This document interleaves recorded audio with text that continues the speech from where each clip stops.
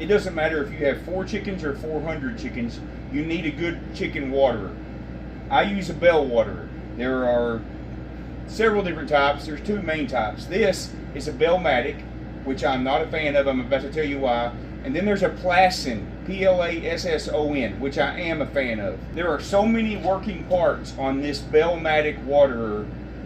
So many different things can go wrong. First, if you notice, it's got this little black lever here. It goes up and down. There's a spring in there. It doesn't even sit straight. Now, I've been using these for a couple of years, but how long are they supposed to last? I mean, it's going to cost you anywhere from $50 to $70, and that's if you get it free shipping or find it local. But this should be straight.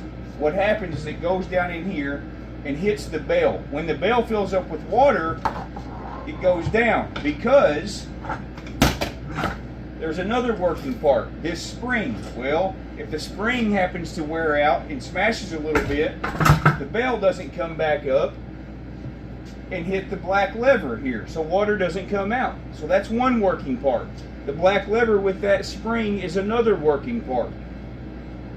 Inside here, you have 2 things. One, you have a filter. That's another working part. If the filter gets clogged, it's not going to put water out, so you have to make sure or maintain a clean filter. Then you have this little red washer. Doesn't look like much, right? No, that thing, this whole contraption is dependent upon that red washer working correctly. If you get dirt underneath that red washer, in between the red and the orange, and it doesn't close all the way, doesn't go down all the way, it will leak water constantly. If the red washer gets wore out and it doesn't push up correctly, water can't come through your filter, through the orange piece, down into the bell where the chickens can drink from it. Another working part. Another piece here that you have to worry about. The water drips into here and then goes through these little grooves and falls down into your bell. If you get mildew or any sort of buildup, dirt, whatever it is, in these grooves, it can prevent the water from coming down to your bell. It can still weigh it down. It will prevent it from putting out water, but you've got to keep that clean. There's too many working parts. I don't know about your farming operation. I got enough stuff to worry about. I need my waterers to work. I almost hate them. I despise them because so many things can go wrong. You go out in the middle of June or really any time and you don't have any water in here, but your bucket's full, makes me want to throw it against the wall. I do not recommend the bell-matic. I do recommend the plasson, P-L-A-S-S-O-N. I've not had any problems out of any of my plasson bell waterers.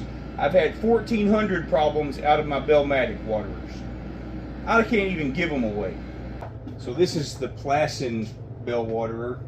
This is the plasson bell waterer connection. See there? This is the bell-matic connection. Which would you rather deal with?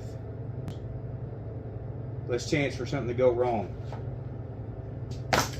Plasson all day, every day. See here? Take a look at this. See how full that water is? It's still running down. It's going out on the ground. And what for? Because there's too many working parts. One small thing goes wrong and you're leaking water all day or all night. That should not be leaking water right now. It should only leak water when you push up on this. So the spring in that one is bad. One of the 1,400 working parts. So it won't pull down all the way. That little black lever won't come down. See in this one? See how it's even crooked. I just changed out this piece.